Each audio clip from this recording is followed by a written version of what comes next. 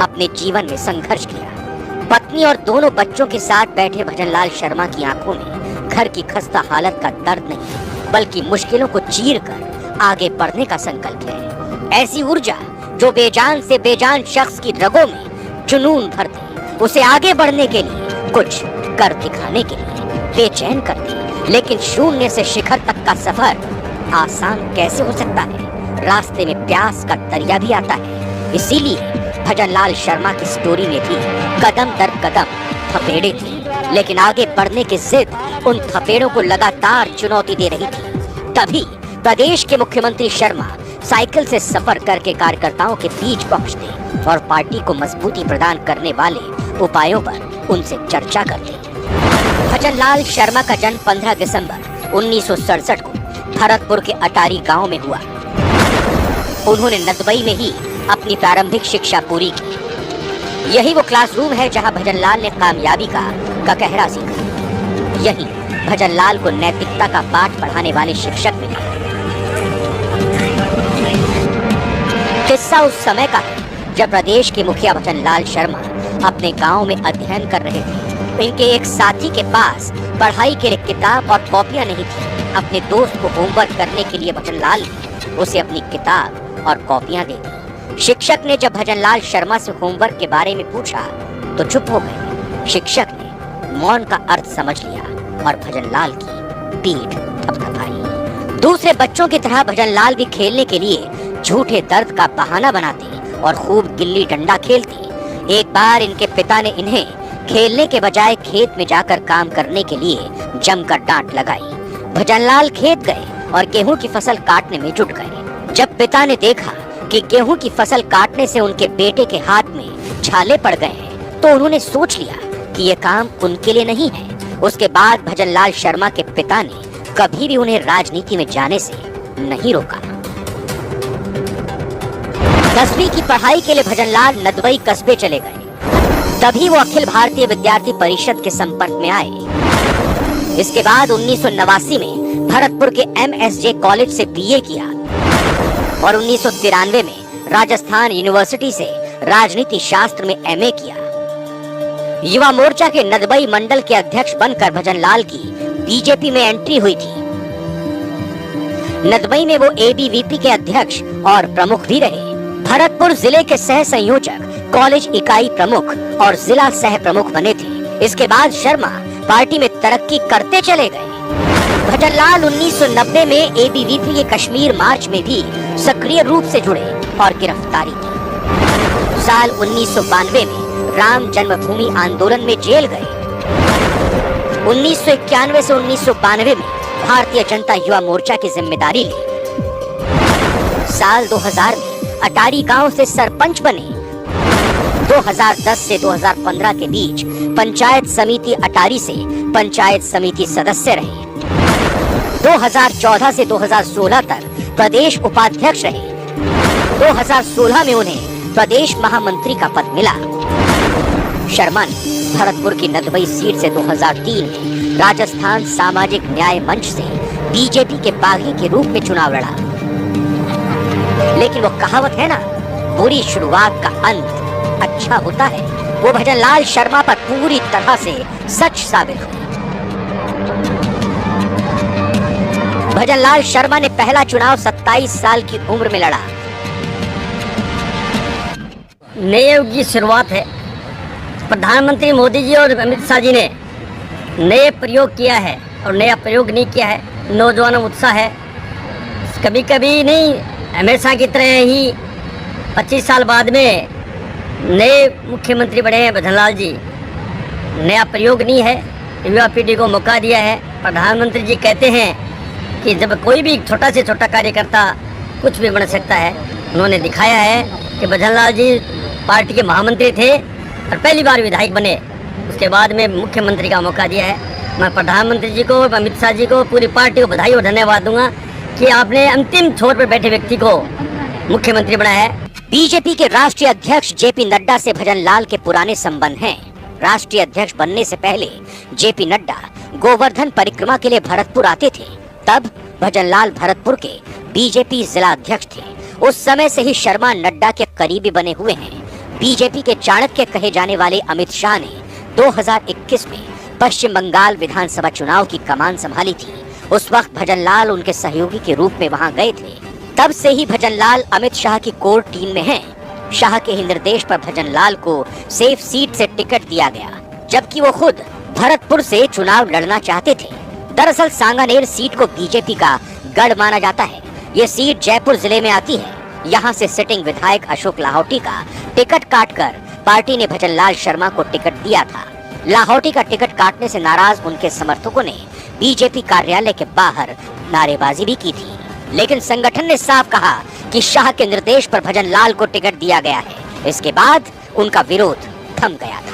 कहा जाता है कि संघ के बैकग्राउंड के कारण महामंत्री रहते भजनलाल के अच्छे संबंध संगठन महामंत्री चंद्रशेखर से भी बन गए थे।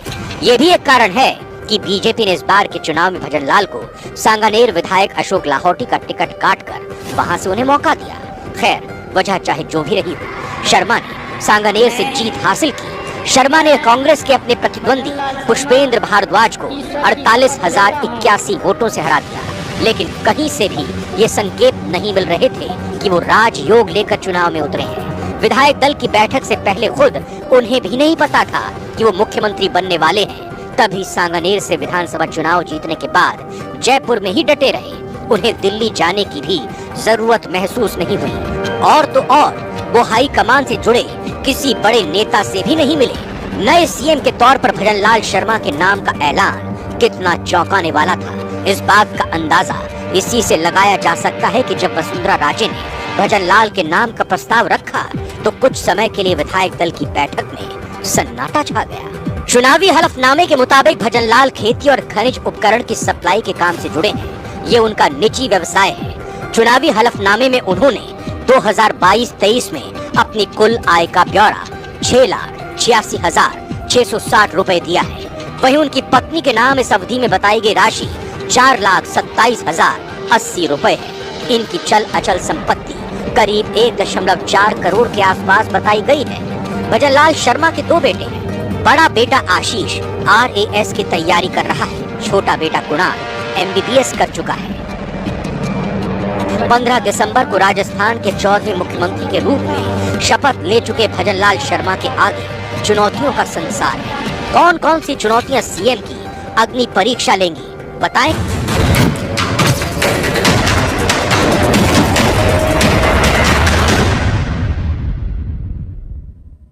का श्रद्धा पूर्वक और शुद्ध अंतकरण से निर्वहन करूंगी तथा मैं भय या पक्षपात, अनुराग या द्वेष के बिना सभी प्रकार के लोगों के प्रति संविधान और विधि के अनुसार न्याय करूंगी। मैं दिया कुमारी ईश्वर की शपथ लेती हूँ कि जो विषय राजस्थान राज्य के उप मुख्यमंत्री के रूप में मेरे विचार के लिए लाया जाएगा अथवा मुझे ज्ञात होगा, उसे किसी व्यक्ति या व्यक्तियों को तब के सिवाय जबकि ऐसे मंत्री के रूप में अपने कर्तव्यों के समक्ष निर्वहन के लिए ऐसा करना अपेक्षित हो, मैं प्रत्यक्ष अथवा अप्रत्यक्ष रूप से संसूचित या प्रकट नहीं करूंगी।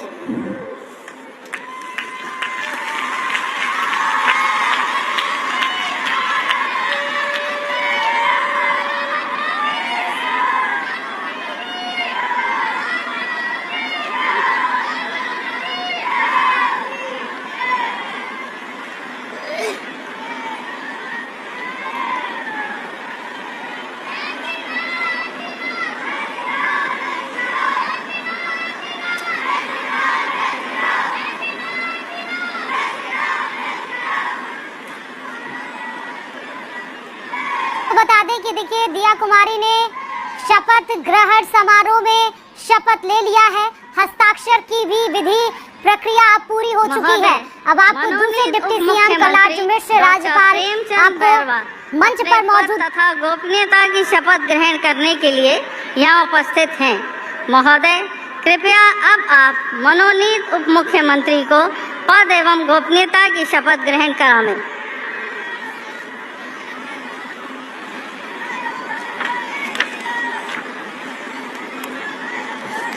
मैं डॉक्टर प्रेमचंद बैरवा ईश्वर की शपथ लेता हूँ कि मैं विधि द्वारा स्थापित भारत के संविधान के प्रति सच्ची श्रद्धा और निष्ठा रखूँगा। मैं भारत की प्रभुता और अखंडता अक्षुण्ण रखूँगा। मैं राजस्थान राज्य के उप मुख्यमंत्री के रूप में अपने कर्तव्यों का श्रद्धापूर्वक और शुद्ध अंतःकरण से निर्वहन करूँगा तथा मैं भय या पक्षपात, अनुराग या द्वेष के बिना सभी प्रकार के लोगों के प्रति संविधान और विधि के अनुसार न्याय करूँगा। मैं डॉक्टर प्रेमचंद बैरवा ईश्वर की शपथ लेता हूँ कि जो विषय राजस्थान राज्य के उप मुख्यमंत्री के रूप में मेरे विचार के लिए लाया जाएगा अथवा मुझे ज्ञात होगा उसे किसी प्रकार या व्यक्तियों को तब के सिवाय जबकि ऐसे मंत्री के रूप में अपने कर्तव्यों के सम्यक निर्वहन के लिए ऐसा करना अपेक्षित हो मैं प्रत्यक्ष अथवा अप्रत्यक्ष रूप में संसूचित या प्रकट नहीं करूँगा।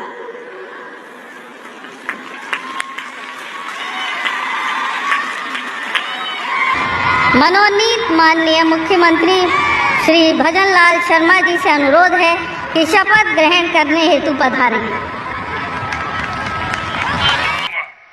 मैं भारत की प्रभुता और अखंडता अक्षुण्ण रखूंगा। मैं राजस्थान राज्य के मुख्यमंत्री के रूप में अपने कर्तव्यों का श्रद्धापूर्वक शुद्ध अंतःकरण से निर्वहन करूंगा तथा मैं भय या संविधान के प्रति सच्ची श्रद्धा और निष्ठा रखूंगा। मैं भारत की प्रभुता और अखंडता अक्षुण्ण रखूंगा। मैं राजस्थान राज्य के मुख्यमंत्री के रूप में अपने कर्तव्यों का श्रद्धापूर्वक शुद्ध अंतःकरण से निर्वहन करूंगा तथा मैं भय या पक्षपात, अनुराग या द्वेष के बिना सभी प्रकार के लोगों के प्रति संविधान और विधि के अनुसार न्याय करूंगा।